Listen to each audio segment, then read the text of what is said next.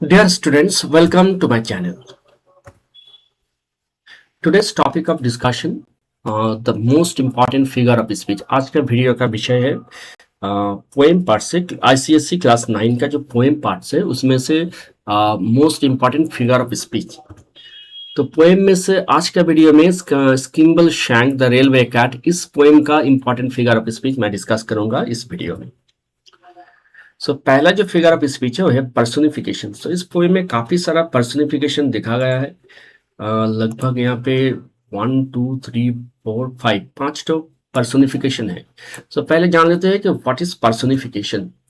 A personification is a figure of speech where non-human things like animals, objects or ideas are given human traits, emotions or actions.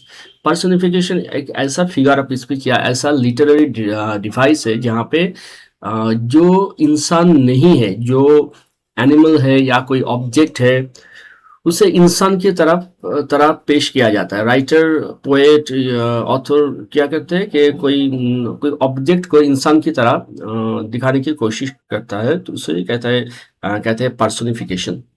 ये जो poem है स्किम्बल shank cat, यहाँ पे काफी सारा personification है। जैसे he will supervise them all, तो ही मतलब कोई इंसान को हम ही बोल सकते हैं, खास करके पुरुष को।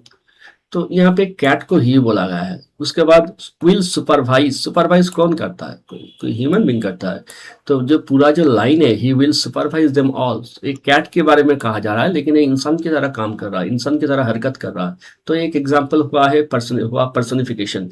दूसरा है he examines all the faces, he sees what you are thinking, he speaks to the police, he greets the station master. Total poem में से 5 example I have compiled all the literary devices of figure of speech in this video.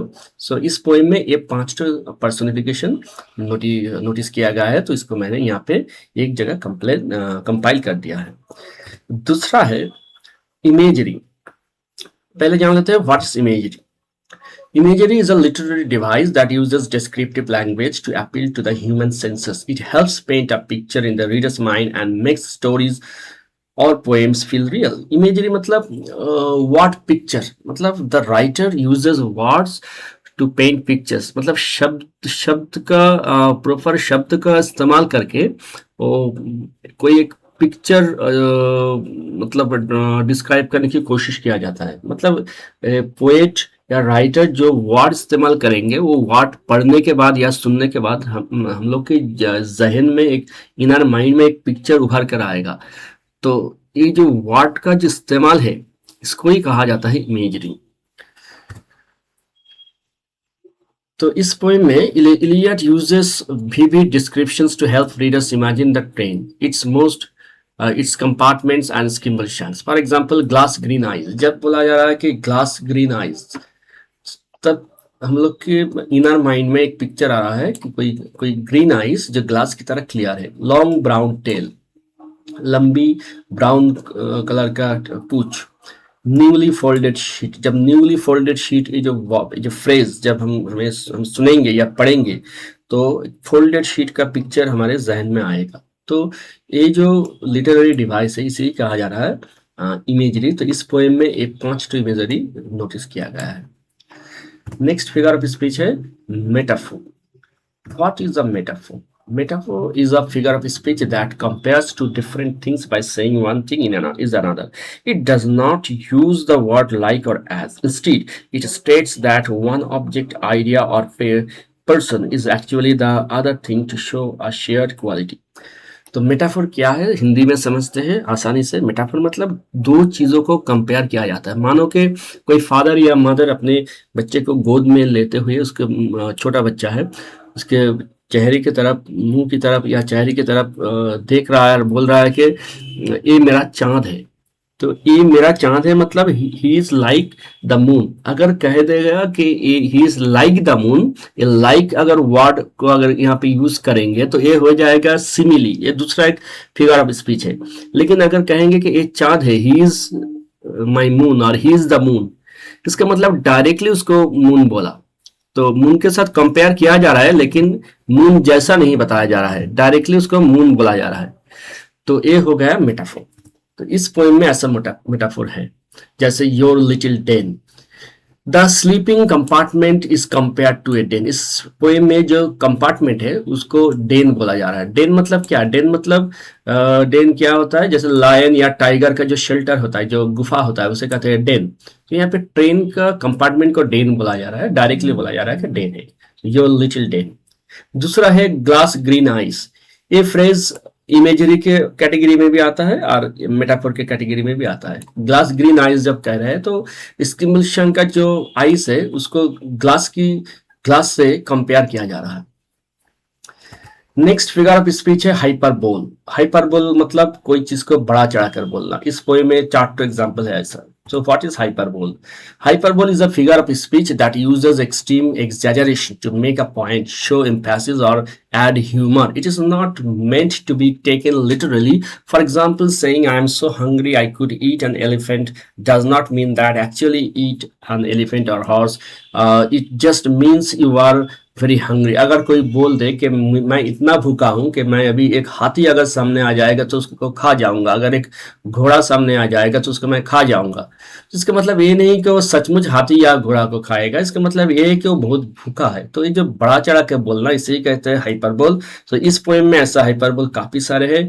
जैसे ये वाला line आप देखिए, the train cannot start without him. अगर वो नहीं रहेगा, वो मतलब स्किम्बल कैट नहीं रहेगा तो ट्रेन नहीं छूटेगा।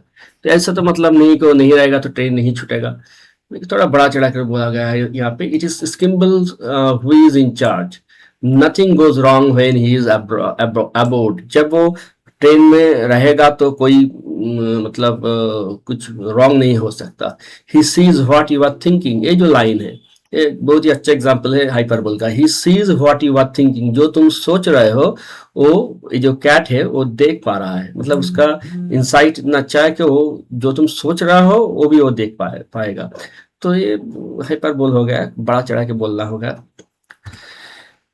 नेक्स्ट है रिपीटेशन। रिपीटेशन मतलब कोई वर्ड या फ्रेज को बार बार दोहराया जाता है। तो इसका जो definition is repetition is a literary and rhetorical device where a writer or the speaker uses the same word, phrase or sentence multiple times. एक ही चीज को बार बार दोहराया जाता है, इसको कहते हैं रिपीटेशन। इस पोएम में रिपीटेशन है, जैसे स्किम्बल, वेयर इज स्किम्बल, एक ही लाइन में 2 बार स्किम्बल वर्ड आया। Northern, the railway cat, the cat of the railway train. So repetition है। नेक्स्ट है एनाफोरा। पहले जान लेते हैं what is anaphora. Anaphora is a literary device where a poet repeats the same word or phrase at the beginning of consecutive lines, clauses or sentences. So anaphora भी repetition के तरह होता है, लेकिन anaphora repetition में हल्का सा difference है।